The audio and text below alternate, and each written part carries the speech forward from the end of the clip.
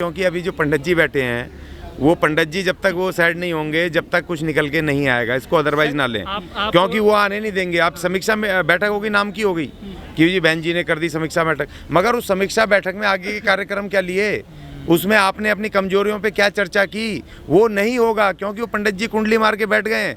वो पंडित जी को पहले हटाना पड़ेगा।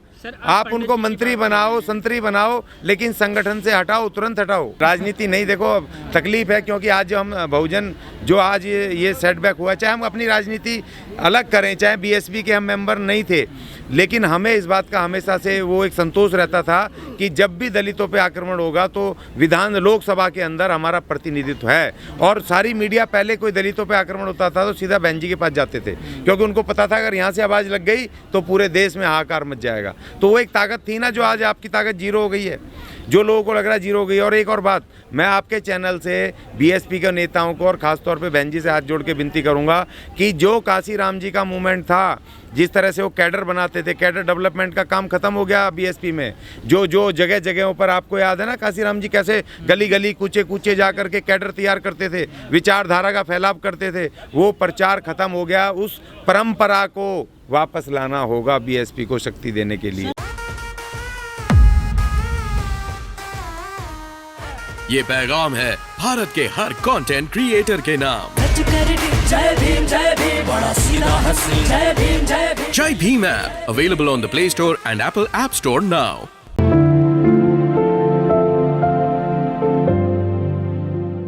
देखिए वो तो तब आएंगे ना, पहले आप अपने घर के लोगों को तो इकट्ठा करो। जो लोग गए थे, जो उनको आपको दोबारा बुलाना चाहिए, जो आपकी शक्ति थी उनसे बात करनी चाहिए।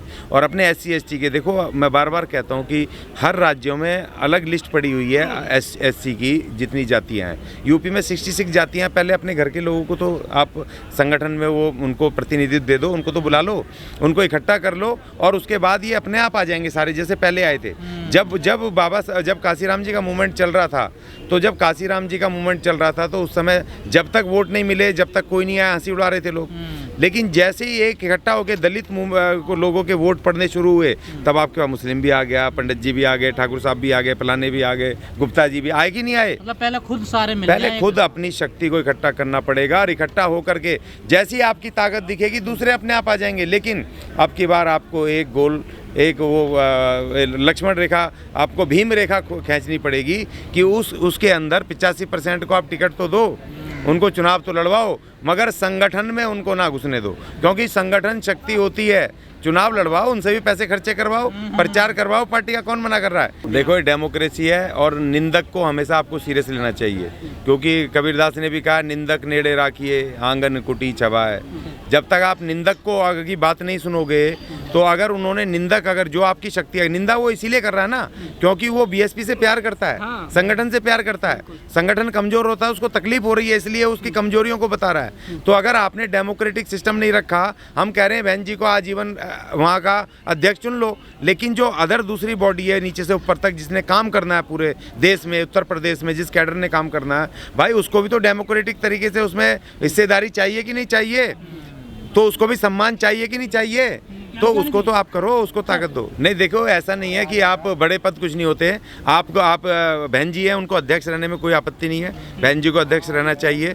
मगर क्या है कि जैसे भाई भतीजे हैं भैया, वो भी तो इस सिस्टम का हिस्सा है, वो भी तो नागरिक हैं, वो भी तो दलित हैं। अगर उनको बनाया तो उनके साथ साथ दूसरे साथियों को भी उसमें आना चाहिए। सर भाई भतीजे का नाम आता है, अखिलेश यादव को समाज अपना लेता है, तेजस्वी यादव को अपना लेता है, राहुल गांधी को अपना लेता है। अगर मायावती अपने भाई भतीजे को ला रही तो दिक्कत क्या है इसमें? नहीं, हमें कोई दिक्कत नहीं, क्योंकि देखो मैं इस बात को मानता हूँ कि जब तक आपके परिवार के लोग आपके साथ नहीं होंगे तो आप दूसरों को कैसे कहोगे। उनके परिवार के लोग खड़े हैं, इसका मतलब कि वो ताकत से आगे बढ़ रही हैं, उनको उनके विचारधारा को, उनके काम को अप्रिशिएट कर रहे हैं वो, तो उनका भी, और वो भी देश के नागरिक हैं और वो भी बहुजन है, उनका भी हक है। वो पार्टी के लिए काम कर रहे हैं तो भाई उनका भी हक है कि पार्टी में उनको वो मिले। लेकिन उसके साथ साथ आप दूसरे लोगों को भी लाओ। फील्ड में तो देखो बीएसपी का जो कैरेक्टर था फील्ड में काम करने का, काशीराम जी के टाइम पे वो जीरो हो गया है। सिर्फ बहन जी नहीं, उनके भाई भतीजे नहीं, पूरा कैडर ही इस पे फील्ड में काम नहीं हो रहा है। दिल्ली में मुझे बताओ ना, 15 से 20 सीटें थी ना काउंसलर की, और एक टाइम ऐसा लग रहा था कि शायद कांग्रेस को बीएसपी रिप्लेस करेगी।